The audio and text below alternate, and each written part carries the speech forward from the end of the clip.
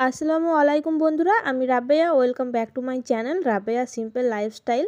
আজকে তোমাদের সাথে শেয়ার করব খুবই সিম্পল আর সহজ মশালা পাস্তা রেসিপি, যেটা একবার খেলে বাচ্চা থেকে বড় বারবার রিকোয়েস্ট করবে খাওয়ার জন্য।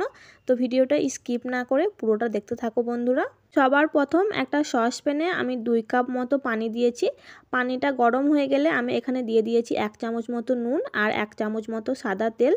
পানিটা যখন ফুটতে শুরু করবে তখন এখানে আমি পাস্তাগুলো দিয়ে দেবো। তারপর একটা খুন্তির সাহায্যে নাড়াচাড়া করে নেব। আমি এখানে 5 মিনিট ফুটিয়ে নিয়েছি পাস্তাটা সেদ্ধ করার জন্য। তোমাদের টাইমটা কম বা বেশিও কিন্তু লাগতে পারে। আর এই যে দেখতে পাচ্ছ আমার পাস্তাটা কিন্তু সেদ্ধ হয়ে গেছে। এর থেকে বেশি কিন্তু আমি আর সেদ্ধ করব না, তাহলে কিন্তু পাস্তাটা ওভারকুক হয়ে যাবে। আমি একটা ছাঁকনির সাহায্যে পাস্তাগুলো উঠিয়ে নিচ্ছি। তোমাদের পাস্তা যদি ওভারকুক হয়ে যায় তাহলে ছাঁকনির সাহায্যে পাস্তাগুলো উঠিয়ে ঠান্ডা পানির সাথে পরিষ্কার করে ধুয়ে নেবে, তাহলে কিন্তু পাস্তাগুলো আর ওভারকুক হবে না। এবার আর একটা কড়াইতে আমি দিয়ে দিচ্ছি 2 চামচ মতো সরিষার তেল। তেলটা খুব ভালোভাবে গরম হয়ে গেলে আমি ফোড়নে দিয়ে দেবো এখানে সাদা জিরে দিয়ে দিচ্ছি। আর এখানে আমি কিছুটা রসুন কুচিয়ে রেখেছিলাম, সেই রসুন কুচিটা দিয়ে দেবো। আর দিয়ে দেবো আদা কুচি। আদাটা আমি গ্রেট করে নিয়েছি, সেই গ্রেট করা আদাটা আমি দিয়ে দিচ্ছি। আর দিয়ে দিয়েছি একটা কাঁচা লঙ্কা কুচি।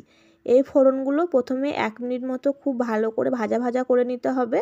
ফোড়নগুলো ভাজা ভাজা হয়ে গেলে আমি একটা বড় সাইজের পেঁয়াজ কুচিয়ে রেখেছিলাম, সেই পেঁয়াজটা দিয়ে দিচ্ছি। আর একটা মিডিয়াম সাইজের টমেটো আমি কুচিয়ে রেখেছিলাম, সেই টমেটোটা দিয়ে দিচ্ছি। এবার শুকনো মশলাগুলো দিয়ে দেবো।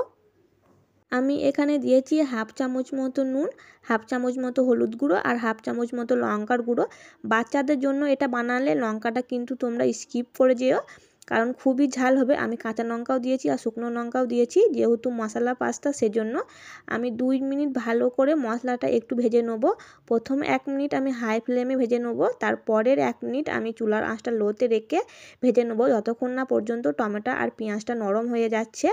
আর তোমরা দেখতেই পাচ্ছ টমেটো আর পেঁয়াজ কিন্তু এখানে নরম হয়ে গেছে।